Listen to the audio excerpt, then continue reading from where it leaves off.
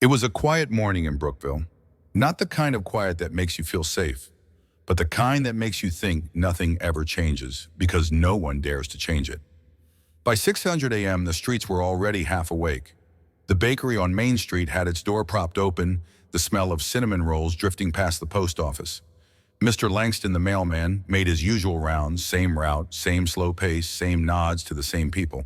And in front of the hardware store, 4 retired veterans sat in folding chairs, like they did every morning, arguing softly over whether the local high school team had a shot this year. On the surface, Brookville was picture perfect. Flags waving from every porch, lawns trimmed just right, pickup trucks parked neatly in driveways beside American-made grills, and garden gnomes with chipped paint. No one locked their doors. Everyone knew the pastor by name. The biggest scandal in the past 5 years was when the high school principal got caught speeding in a school zone. Brookville was the kind of town that saw chaos as a thing that happened elsewhere in big cities on the evening news to people they'd never meet. Here, people believed in order, silence, and a quiet kind of pride that whispered, "We're not perfect, but we're better than the rest." But on this particular morning, something felt off. The sky was too still. The air was heavy, like it knew something no one else did. Even the birds seemed quieter, as if waiting. No sirens, no shouts, no signs of trouble. Yet, because something was coming, a spark, a moment that would turn this quiet town into the center of a national storm. And when it came, Brookville would never be the same again. He wasn't loud. He didn't carry a bullhorn or chant slogans. He just walked slow, steady alone into the town square, carrying 3 things: a worn backpack, a small hand-painted sign, and a carefully folded American flag held to his chest like it still meant something. His name was Thomas Reed, age 68, retired Marine, 2 tours in Vietnam, 1 Bronze Star, 3 surgeries, 6 prescriptions, in a country that forgot him the moment he hung up his uniform. He wore an old army jacket, 1 sleeve stitched by hand. His boots had holes, but he walked tall as if dignity had never depended on approval. The sign he held said, "I fought for a country that still doesn't see me." 10 simple words. No anger, just truth. At first, people barely looked. A few glanced from their coffee cups, but then someone read the sign out loud, and just like that, every eye was on him. Some frowned, some scoffed. A man in a red ball cap muttered, "Not this crap again." A woman tugged her child closer as if Thomas were dangerous, but he said nothing. He stood still. He held the flag. He wasn't there to start trouble. He was there to be seen, for once. And for those who dared to look beyond the wrinkles, beyond the uniform, beyond the skin color, they saw not a protester, not a threat, but a man asking to matter. It happened fast. So fast, most people didn't understand what they had just witnessed until it was over. 3 officers approached from the south end of the square. Uniforms crisp, faces unreadable. One of them had his hand already resting on his taser. The crowd parted, not in protest, but like a sea making room for a storm. Thomas didn't move. He didn't run. He didn't even blink. From the edge of the crowd, someone shouted, "Shut him up already!" And that was all it took. In exactly 17 seconds, it happened. First a shove, then a hand on his neck, a knee against his back. The sign fell, the flag dropped. And before anyone could process it, Thomas was on the pavement, face down, handcuffed. The crowd clapped. Some cheered. Some pulled out their phones, not to help but to film. A woman laughed nervously. A teenager muttered, "Why didn't he just go home?" But one person, a young local reporter, kept the camera steady, focused on Thomas's face. Because just as they lifted him off the ground, he turned his head slightly and whispered a single sentence. It was soft, almost lost in the noise. But the mic picked it up. "One day it'll be your son, and no one will clap." Silence. Even the officer holding his arm froze for half a second. The words weren't angry, they weren't loud, but they cut deeper than any scream ever could. And in that instant, what had looked like order started to feel like shame. The sentence was barely louder than a whisper, but it cut through the noise like a scalpel through silence. "Don't clap. One day it might be your son." It wasn't a threat. It wasn't even a warning. It was a mirror turned back on the crowd that had cheered while a veteran was pinned to the ground. The words hung in the air for a moment, then fell like glass. You could feel the shift in the expressions, in the energy. Even those who had clapped seconds earlier, some now looked down at their feet, as if ashamed to meet anyone's eyes. and yet no one said a word. The officer holding Thomas' arm tightened his grip but didn't speak. The other two kept looking straight ahead, like if they ignored the moment it would simply vanish. But it didn't. That sentence, 10 words, changed everything. A teenage girl recording with her phone whispered, "Did you hear what he just said?" Her hands were shaking, and she didn't even realize she'd stopped filming. A local shop owner across the street slowly stepped out of his doorway. He had known Thomas once, had served with him decades ago, and now standing there in his apron, he couldn't move. He just watched. The clip hit the internet before the sirens even faded, and those words, "Don't clap, one day it might be your son," would go on to echo through every newsroom, living room, and courtroom in the country. Because they weren't just words, they were a truth many refused to face. Until one man, bruised and broken, said it out loud. Her name was Rachel Kim, 24 years old, fresh out of journalism school. This was only her third on-camera assignment for the local news station, a fluff piece about the town's Veterans Appreciation Week. She wasn't expecting confrontation. She wasn't expecting heartbreak. She certainly wasn't expecting history. When the chaos unfolded, she kept filming out of instinct, out of habit, maybe even fear. But when Thomas whispered those 10 unforgettable words, "Don't clap, one day it might be your son," something inside her cracked. She lowered the camera slowly. Tears welled in her eyes before she even realized what was happening. She stood there frozen silent, watching a man her father's age get dragged away like trash, and no one doing anything to stop it. Rachel wasn't black. She wasn't from Brookville. But in that moment, she wasn't a reporter anymore. She was just a witness to pain, to injustice, to silence roaring louder than any scream. Back at the news van, her hands were trembling as she uploaded the footage. She didn't edit it. She didn't add music. She just hit publish. And in under 30 minutes, the world began to watch. It didn't take long. Once Rachel hit publish, the clip began to spread like wildfire. The title was simple, 17 seconds. No dramatic headline, no clickbait, just the truth. Within an hour, it had over 600,000 views. By noon, it hit 2.1 million. And by the time the sun set over Brookville, the number crossed 4 million. But it wasn't just the views, it was the conversation. Hashtag number 17 seconds trended on X, formerly Twitter, TikTok, and Instagram simultaneously. Clips of Thomas's takedown and his haunting sentence were remixed, reposted, translated, looped. Some added music. Some left it raw and unfiltered. Comment sections erupted. One side shouted, "This man was provoking the police. He knew what he was doing. This is why we can't have law and order." The other side responded, "That's a decorated veteran you're clapping against. He didn't raise his voice. He raised a flag. If you can't handle the truth, maybe you're part of the problem." Memes, fan art, think pieces, reaction videos. It became more than a clip, it became a movement. But amidst the chaos, one truth echoed louder than the rest. 10 words shook a nation, and millions couldn't agree on what they meant. His name was Thomas Elijah Reed, born in 1955, enlisted in the United States Marine Corps at the age of 18. He served 2 combat tours in Vietnam during some of the bloodiest years. He was wounded twice, and once he dragged a fellow soldier, a white kid from Alabama, out of a minefield while under heavy fire. He didn't think twice, didn't ask what race, didn't ask who he voted for. He just saved him. For that act, Thomas was awarded the Bronze Star with Valor. He never talked about it, never hung it on his wall. The only person who even knew about the medal was his late wife, who kept it in a drawer with his old dog tags and a faded wedding photo. When the news broke that the man in the video, the one who said, "Don't clap, one day it might be your son," was a decorated Marine, the conversation changed. People started digging. Local reporters uncovered service records. Veterans from 3 states confirmed his name on old rosters. His CO, now in his 80s, gave a quiet phone interview read, "That man was a soldier, tough as hell, honest to a fault. And yet he'd come home to a town that forgot him, to a country that folded flags in thanks, but folded its eyes shut when it came to seeing his truth." After his final deployment, Thomas Reed didn't move to a city. He didn't chase contracts or recognition. He came home, to Brookville.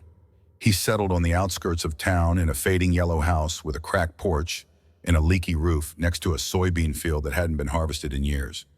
His wife Eloise was already sick when he returned. Lupus, stage 3.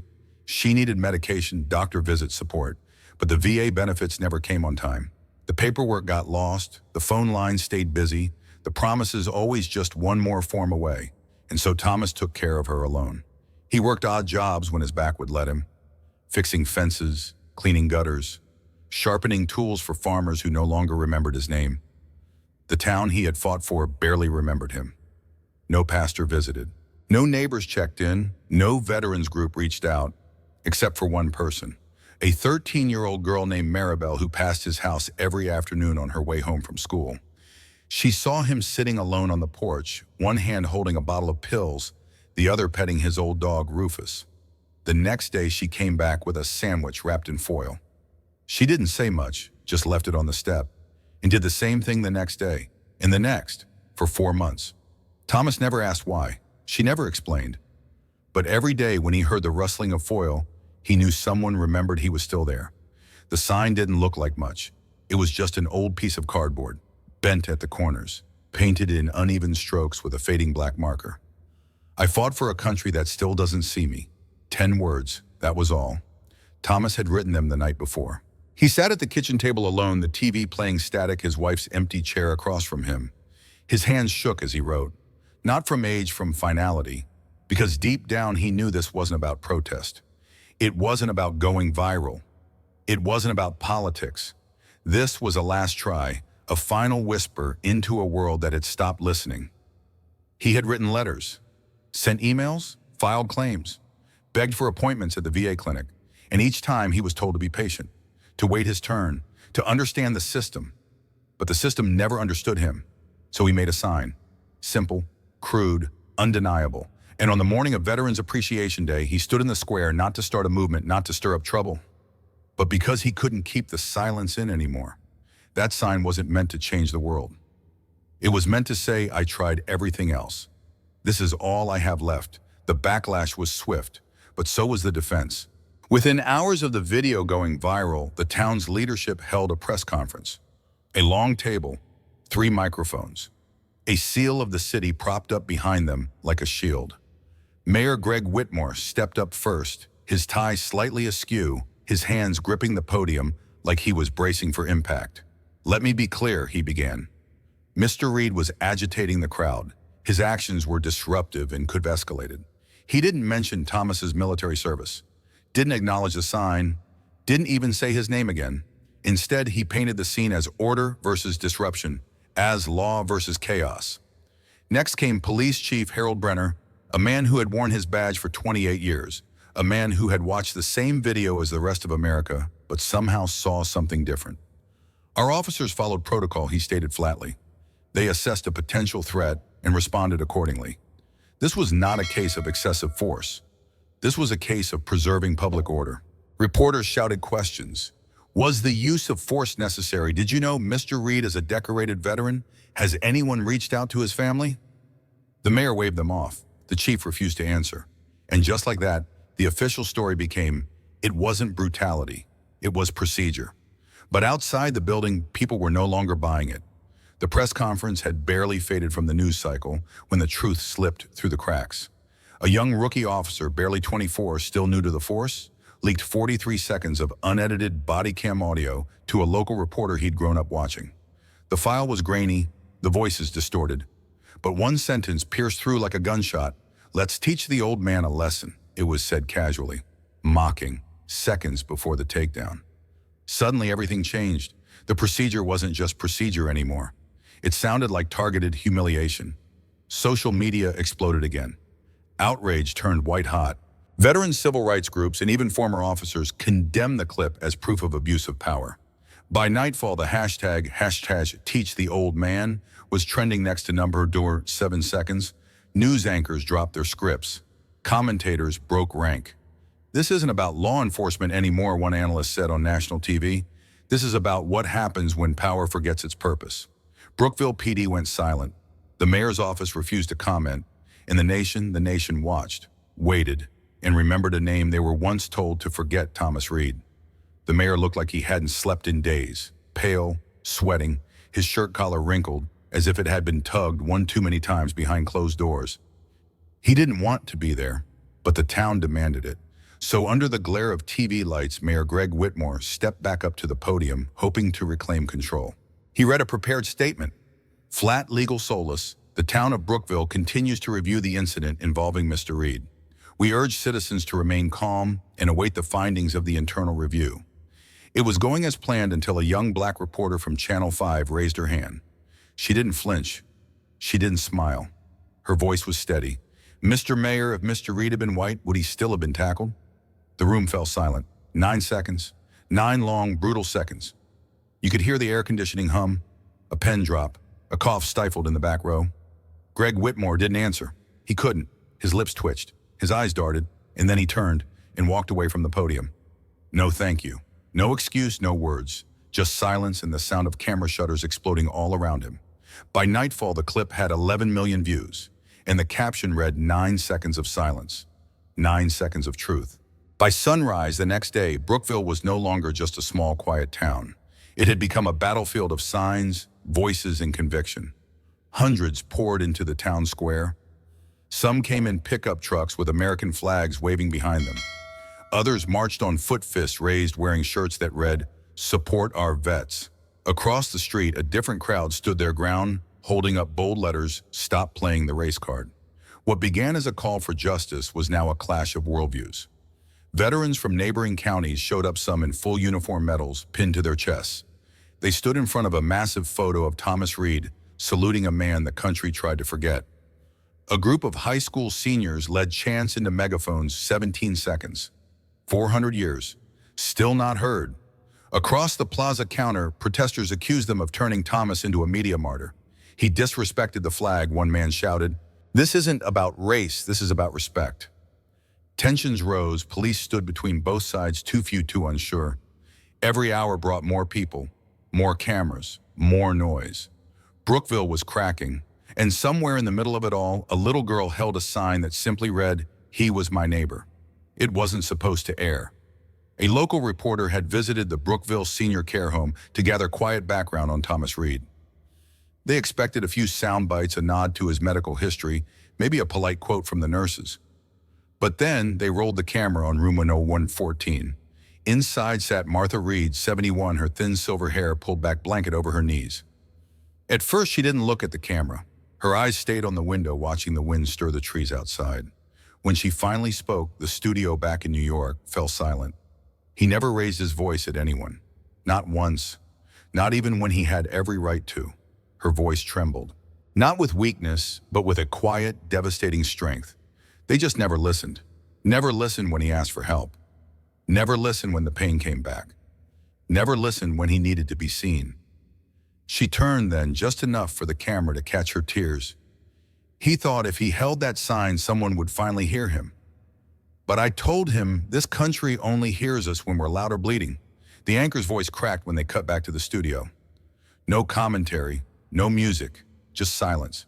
Millions watched, and for once they listened. It was tucked in the back of his Bible. Worn edges, yellowed paper, folded with the kind of care you give to something sacred. The nurse who packed up Thomas Reed's belongings didn't mean to find it. But when the worn leather cover opened, the letter slipped out onto the floor like a ghost finally ready to speak. The envelope had no stamp, no address. Just one word, Angela. That was the name of his daughter, his only child, killed in a car accident 20 years ago. She would have been 39. Inside, the handwriting was uneven, as if each stroke carried weight, as if he wrote it knowing he might never return. It read, "Dear Angela, if you're seeing this, I guess I didn't come back. I didn't go out looking for trouble. I just couldn't sit quiet anymore. I gave my silence to this country for 68 years. I gave my body, my brothers, my peace. And now I'm just asking for my voice to matter. If they take me, let them know I tried. One last time, not to fight, but to be seen. I miss you every day, baby girl, and I hope this letter never has to be read. But if it does, tell them I tried. Love, Dad." The nurse handed the letter to a local pastor who read it aloud during a vigil in the square. Even the counter-protesters went silent, and someone whispered he wasn't just shouting, he was saying goodbye. The moment the letter was read aloud, Washington, D.C. took notice. What had begun as a small-town incident, a single veteran in a quiet square, was now the center of a national reckoning. By morning, the news had reached Capitol Hill. Senators gathered before cameras, each with a prepared soundbite, each ready to claim the narrative. On the steps of the Capitol, Senator Marcia Valdez of Illinois stood firm. This was not a disturbance. This was a plea from a decorated veteran who served with honor and who was failed by the very country he protected. She demanded a full federal investigation into the actions of Brookville law enforcement. Within hours, over 60 members of Congress signed a petition titled #Justice for Reed, but not all voices sang in unison. In a primetime interview that same night, Senator Richard Langston of Texas rolled his eyes at the footage. "We've turned a protester into a prophet. This man disrupted public order, and now we're treating him like he's some national hero." He accused the media of weaponizing emotion, claiming Thomas Reed's story had been spun for ratings. This isn't justice, it's performance. And frankly, the American people deserve better. Across networks, talking heads exploded. Some praised Thomas Reed as the embodiment of sacrifice silence. Others dismissed him as a tool of political theater. Social media split even further. Memes, debates, death threats. Cable news ran polls like hero or hoax. Should there be federal charges? Was the arrest racially motivated? The man who once stood alone in a quiet square was now being judged by a nation of millions, and the loudest voices, none of them had ever met him. By Sunday morning, Brookville's silence was gone. Church bells rang louder that day, not for worship, but for remembrance. In pews across the country, pastors paused mid-sermon to say his name. Thomas Reed. They didn't shout, they didn't politicize. They just said his name with the weight of what it meant to serve and be forgotten. In Houston, a church choir sang "Amazing Grace," but they changed one line. Was blind, but now I see Thomas. It became a hymn of protest. Meanwhile, across college campuses and even small high schools, students wore black. Some sat in silence for 17 seconds. Others held up signs that read, "Number 7 seconds, don't clap." One day it might be your son. A group of students in Chicago printed custom t-shirts. On the front, a folded American flag. On the back, Reed's last words to his daughter, "If I don't return, know that I tried." The shirts sold out in 2 hours. But the most unexpected force veterans, men and women from every war since Vietnam, marched shoulder to shoulder in downtown Detroit, many in uniform, some in wheelchairs, all silent. A former Green Beret held a sign. He wasn't arrested. He was erased. An Air Force nurse stood beside him and whispered, "And we're done being quiet." It wasn't just a protest anymore. It was a movement. The cameras rolled, the microphones were live, and the world waited. Brookville Police Department had prepared a statement, a short, sterile paragraph printed neatly on letterhead. The department is aware of the incident involving Mr. Reed. We are reviewing all actions and will continue to investigate further. No apology, no acknowledgement of wrongdoing, no recognition of Thomas Reed's service. The press corps waited. They shouted questions. Will anyone be held accountable? Was excessive force used? Do you recognize his military service? Nothing. The spokesperson repeated the same line. Again and again. Silence. But it was louder than words. A deafening statement. A declaration that bureaucracy was stronger than humanity. In that moment, every viewer could feel it, the absence of conscience, the gap between law and justice, the weight of being ignored. And as people turned off their TVs, the message lingered. Sometimes the quietest statements screamed the loudest. By Saturday morning, the park was alive with remembrance. People arrived from all corners of Brookville. Some walked, some drove, some rolled in wheelchairs. In their hands, American flags, flowers, hand-painted signs. And one phrase appeared everywhere, "Don't clap." One day it might be your son. Children carried the signs high. Veterans saluted silently. Elders wiped tears as they pinned flowers at the base of the old oak tree where Thomas once sat. Local journalists captured the moment. Cameras panned over crowds of silent acknowledgement, as if the town itself had taken a collective breath. It wasn't loud. It wasn't chaotic. It was resolute, solemn, and deeply human. Some people whispered to one another, "He made us see ourselves. And maybe finally we'll start listening." A young student held up a homemade poster, bright yellow with Thomas's handwriting printed on it. "I fought for a country that still doesn't see me." For once, his words were not lost. For once, the quiet plea reached the hearts of many. She was only 13 years old, the same girl who used to carry a small lunchbox to Mr. Reed's porch every afternoon, quietly leaving it by the door because he was too proud to ask for help. Now she stood at the microphone in front of hundreds. Her hands shook, but her voice did not. as the first person who dared to say what everyone else was too afraid to admit. The words echoed through the town hall. For a moment, pure silence. Then a ripple of emotion spread across the room. Mothers pulled their children closer. Fathers lowered their heads. Even hardened men in uniform turned away to wipe their eyes. The teenager's small voice had cut through years of denial. Her words were not polished, not political, but they carried the weight of truth. And in that instant, the crowd didn't just hear her. They felt her. A town that once clapped at cruelty was now crying together. By the end, the video had reached 62 million views. Not just in Brookville, not just in America, but across the world. For weeks, the nation argued, cried, and reflected, until finally Congress passed a bill, the Veterans' Right to Protest Act, a law ensuring that no veteran, regardless of race, could be silenced when speaking the truth they had fought to defend. But laws are only paper. The real change was heavier, it lived in conscience. Because America learned something, it had forgotten the truth does not always arrive with fireworks or thunder. It does not always roar in speeches or headlines. Sometimes truth is quiet. Sometimes it trembles in the voice of an old soldier. Sometimes it breaks from the tears of a 13-year-old girl. And sometimes truth is just a whisper that cuts deeper than any shout. A whisper that makes a country stop, look at itself, and ask, are we listening? The story of Thomas Reed reminds us of something we cannot afford to forget. Dignity is not a gift, it's a right. No matter your color, your age, or your past, every human being deserves to be seen, heard, and respected. Too often, society only notices when tragedy strikes. But change begins the moment we choose to listen to the quiet voices, to defend those who stand alone, and to remember that one whisper of truth can shake an entire nation. So in your own life, at work, in your family, in your community, ask yourself, are you listening when someone speaks their truth? Are you willing to stand up when others stay silent?